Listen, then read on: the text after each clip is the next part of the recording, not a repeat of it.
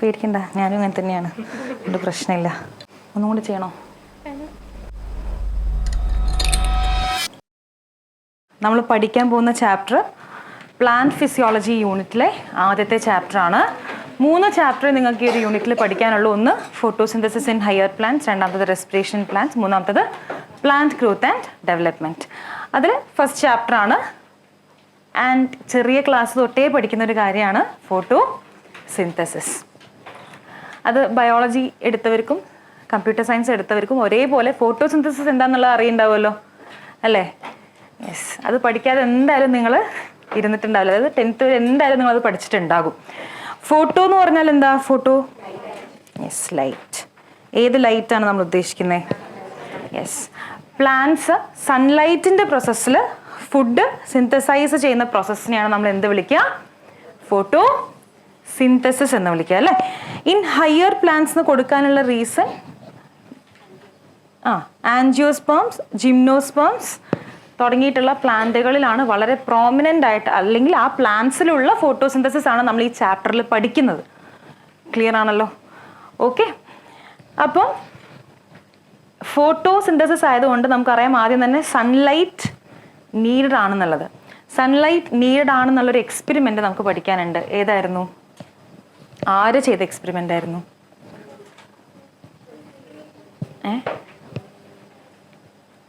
Joseph പ്രീസ്ലിയുടെ experiment സൺലൈറ്റിൻ്റെ ആയിരുന്നോ?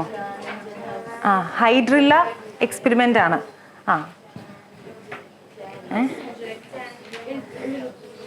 ജാൻ ആണോ?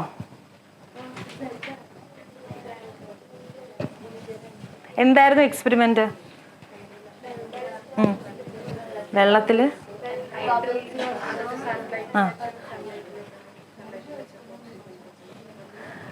എടുത്ത പ്ലാന്റ് ഹൈഡ്രില്ല ആയിരുന്നു അല്ലേ?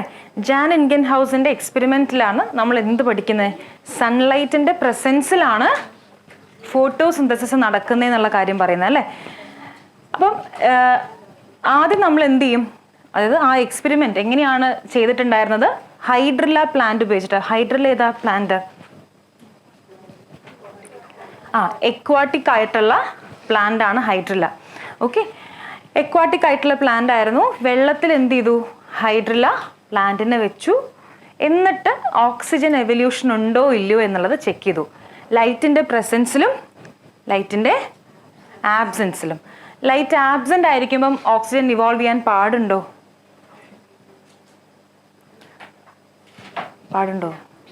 ഇല്ല അല്ലേ? ലൈറ്റ് ഇല്ലെങ്കിൽ ഓക്സിജൻ ഇൻവോൾവ് ആവരുത്. കാരണം നമ്മൾ ഫോട്ടോസിന്തസിസ് പറയുമ്പോൾ എങ്ങനെയാണ് പറയാറ്? സൺലൈറ്റിൻ്റെ പ്രസൻസിലാണ് ഫുഡ് സിന്തസൈസ് ആകുന്നത് അല്ലേ? ഫുഡ് സിന്തസിസിൻ്റെ ഒരു ബൈ പ്രൊഡക്റ്റ് ആണ് എന്ത്? ഓക്സിജൻ എവല്യൂഷൻ അല്ലേ? അവർ ഫുഡ് സിന്തസൈസ് ചെയ്യുന്നതിൻ്റെ കൂടെ പ്രൊഡ്യൂസ് ആകുന്ന ഒരു ബൈ പ്രൊഡക്റ്റ് ആണ് ഓക്സിജൻ. ഓക്സിജൻ ഉണ്ടാക്കാൻ വേണ്ടിയിട്ടാണോ പ്ലാന്റ് ഫോട്ടോസിന്തസൈസ് ചെയ്യുന്നത്? അല്ല, അതിൻ്റെ ഒരു ബൈ പ്രൊഡക്റ്റ് ആണ് ഓക്സിജൻ എവല്യൂഷൻ എന്ന് പറയുന്നത് അല്ലേ? അപ്പം ഈ എക്സ്പെരിമെൻ്റ് ആണ് നമ്മൾ ഇന്നിവിടെ ചെയ്ത് നോക്കാനായിട്ട് പോകുന്നത്. പക്ഷേ ചെറിയൊരു വ്യത്യാസം, ഞാൻ എടുത്ത പ്ലാന്റ് ഹൈഡ്രില്ല അല്ല, വാട്ടർ വെസ്റ്റീരിയ എന്ന് പറഞ്ഞൊരു പ്ലാന്റ് ആണ് കേട്ടോ. ഇത് എക്വേറിയത്തിലൊക്കെ യൂസ് ചെയ്യുന്ന പ്ലാന്റ് ആണ്. കണ്ടിട്ടുണ്ടോ ഈ പ്ലാന്റിനെ? എക്വേറിയത്തിൽ നമ്മൾ ലൈവ് പ്ലാന്റ്സിനെ വെക്കാൻ വേണ്ടി എടുക്കുന്നതിലുള്ളൊരു പ്ലാന്റ് ആണത്. Okay, yes. ഇനി ആർക്കാണ് ചെയ്യാൻ താല്പര്യമുള്ള ഒരാൾ വരുന്നത്? എക്സ്പെരിമെൻ്റ് എളുപ്പമാണ്, കാര്യമായിട്ട് നിങ്ങളൊന്നും ചെയ്യൊന്നും വേണ്ട. ഓക്കെ, അപ്പം ഓക്സിജൻ എവല്യൂഷൻ നോക്കാൻ വേണ്ടിയിട്ട് ഫസ്റ്റ് നമ്മൾ പ്ലാന്റിനെ എടുക്കണം. അതിന് മുന്നേ ആയിട്ട് വെള്ളം റെഡിയാക്കണ്ടേ അല്ലേ? വെള്ളം റെഡിയാക്കാനുണ്ട്. വെള്ളത്തിൽ നമ്മൾ ചെറിയൊരു കോമ്പൗണ്ട് ആഡ് ചെയ്യുന്നുണ്ട്. ഫസ്റ്റ് പ്ലാന്റിനെ എടുക്കുക. പ്ലാന്റിനെ ഞാൻ ഇങ്ങനെയായിരിക്കും വെക്കുന്നുണ്ടാവുക. വെച്ചോ, ഇതിലോട്ടാണ് വെക്കേണ്ടത്, ബീക്കറിലോട്ട്.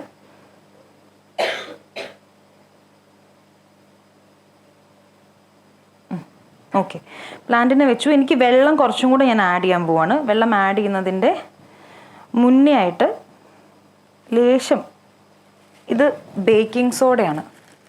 ഓക്കെ, ബേക്കിംഗ് സോഡ ഇട്ടാലും ഇട്ടിട്ടില്ലെങ്കിലും കുഴപ്പമില്ല. പക്ഷെ നമ്മൾ റിസൾട്ട് ഒന്ന് ഫാസ്റ്റ് ആവാൻ വേണ്ടിയിട്ട് ഒരിത്തിരി ബേക്കിംഗ് സോഡ ഇടുകയാണ് കേട്ടോ. ഐസറിന് വേണ്ടിയിട്ടുള്ള ഒരു എക്സ്ക്ലൂസീവ് കോച്ചിങ് ആണോ നിങ്ങൾ നോക്കുന്നത്? ഐസറിന് വേണ്ടി മാത്രം ടൈലർ മെയ്ഡ് ആയിട്ടുള്ള ക്ലാസ്സുകൾ, ഐസറിലെ സ്റ്റുഡൻസ് നിങ്ങൾക്ക് തരുന്ന മെന്റർഷിപ്പ്, വീക്ക്ലി ടെസ്റ്റ്, മന്ത്ലി ടെസ്റ്റുകൾ, ഇതെല്ലാം അടങ്ങുന്ന ഒരു എക്സ്ക്ലൂസീവ് ആയിട്ടുള്ള ഐസർ കോച്ചിങ് പ്രോഗ്രാമിന്റെ കൂടുതൽ ഡീറ്റെയിൽസ് അറിയാൻ വേണ്ടിയിട്ട് താഴെ ഞാൻ ഡിസ്ക്രിപ്ഷനിൽ ഡീറ്റെയിൽസ് കൊടുക്കുന്നുണ്ട്. ഈ ഫോൺ നമ്പറിലും നിങ്ങൾക്ക് കോൺടാക്ട് ചെയ്യാവുന്നതാണ്. ഓക്കെ, ഇനി ഈ ഫണൽ പ്ലാന്റിനെ കവർ ചെയ്യുന്ന രീതിയിൽ വെക്കണം.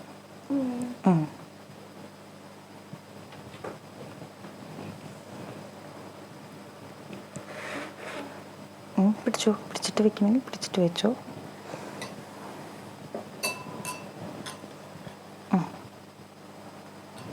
വെച്ചു.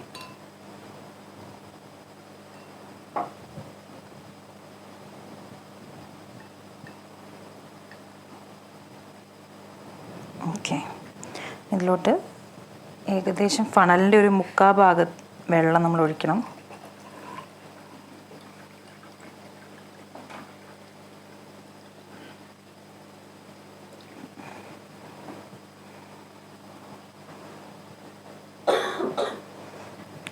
അടുത്തതാണ് എയർ കയറാതെ ഇതെന്ത് ചെയ്യണം, കമഴ്ത്തണം.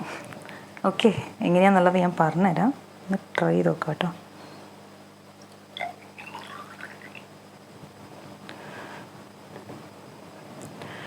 ഹോൾഡ് ചെയ്യുക, ജസ്റ്റ് ഒന്ന് ഫണൽ ഇങ്ങോട്ടാക്കുക, ഇടുക. നമുക്ക് ഈ വെള്ളം ഇതിൻ്റെ മേലെ നിൽക്കുക എന്നുള്ളതാണ് വേണ്ട കാര്യം. ഇരുന്നിട്ട് ചെയ്യണമെങ്കിൽ ചെയ്തു.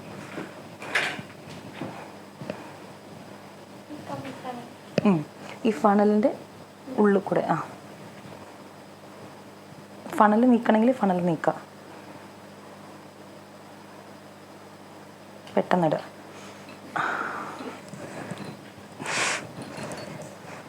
പേടിക്കണ്ട, ഞാനും അങ്ങനെ തന്നെയാണ്, അതുകൊണ്ട് പ്രശ്നമില്ല. നോക്കട്ടെ കേട്ടോ, ഇനി കൈ പൂട്ടാതെ ഒന്ന് ചെയ്ത് നോക്കാം അങ്ങനെ കിട്ടുമെന്നുള്ളതും. ഓക്കെ,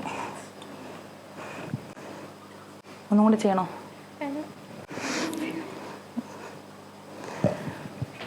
ഓക്കെ, അപ്പം ഇതിൽ നമ്മളുടെ റിക്വയർമെൻ്റ് എന്ന് പറയുന്നത് ഈ പ്ലാന്റിൻ്റെ മുകളിലായിട്ട് വെള്ളം വേണം, എന്നാൽ മാത്രമേ ഓക്സിജൻ്റെ എവല്യൂഷൻ നമുക്ക് കാണാൻ പറ്റുള്ളൂ.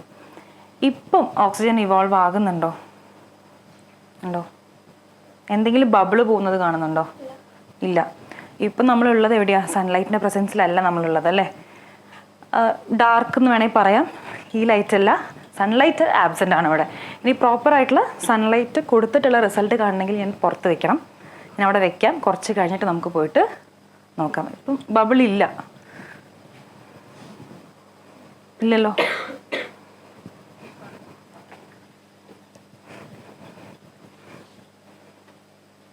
ബബിളില്ലല്ലോ.